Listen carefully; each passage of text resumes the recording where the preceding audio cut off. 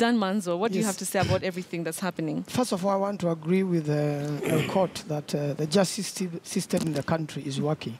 That's why it is surprising to see Jubilee members of parliament, led by one of them, indicating that we could for a moment do without the judiciary. That's why you saw some people demonstrating against the Chief Justice. You can't do that.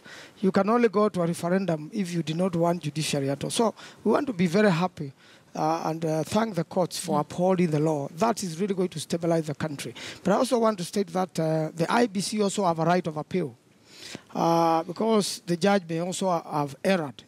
And then also want to say that this judgment is also overtaken by events. After the events of yesterday, which were actually processed a few days before, and we have a letter to that effect, though he has been allowed to run and the law has been upheld, he's already been overtaken by events. It may not be applicable. And that's why you hear him say he wants to engage IBC again, and he wants to be part of the dialogue. He wants to be part of what is happening in the country, which is a right. You cannot deny that party.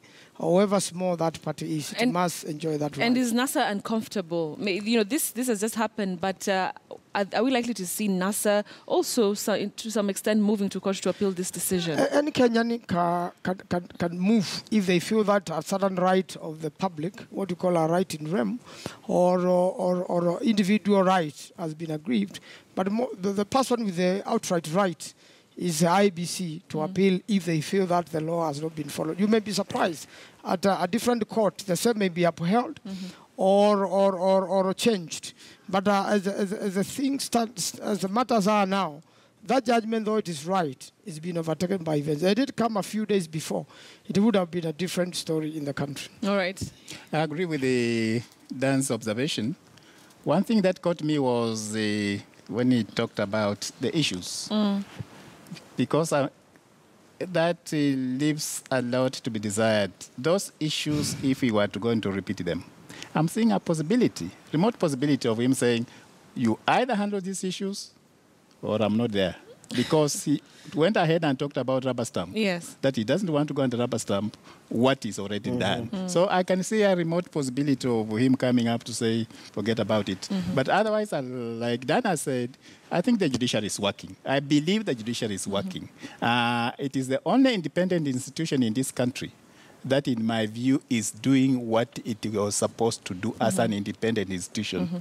The executive has worked and worked very effectively to kill all the other institutions. The parliament is just an extension of the executive. All right. You take things like the anti-corruption. It's just an extension of the executive. All right. So I think, and we pray that the judiciary keeps us this way for the sake of Wanjiku. Daktari Njogu Barua, earlier on you had said that you really welcome Ekuru Aukot, being allowed to run because it would mean that, he would go up against Uhuru Kenyatta and would have actually an election come October 26th. But as you've heard there, he also has a number of problems with IBC. Maybe he might end up saying that, you know what, I will not take part in this repeat poll if IBC still maintains the status as is.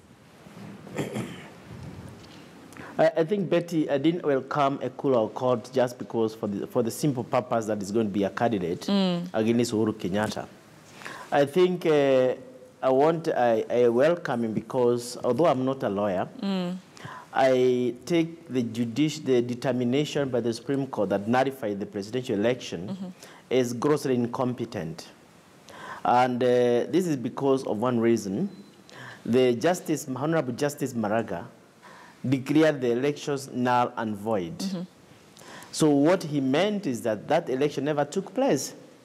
So the issue of saying is only the top two who can go to the next election within 60 days, to me was wrong because the election never took place. What justice should have ordered is he ordered a fresh election. A fresh election does not include discrimination. So by knocking out the other 6 candidates, there was discrimination. So I think I welcome him because he has gotten his right. Let him try his luck. If he is elected president, so be it. But the other thing I want to say is that it is coming out clearly to NASA supporters that this election cannot take place when Raila is not there. This country is bigger than an individual. So if Raila opts out of the race, we can still continue because we need to save this country. We need to move on. The other issue on judiciary, I've heard the contribution by that member of parliament, I think is Maoka Maore, saying we can do without judiciary. I don't really want to associate myself with that fully, but because we really need the judiciary.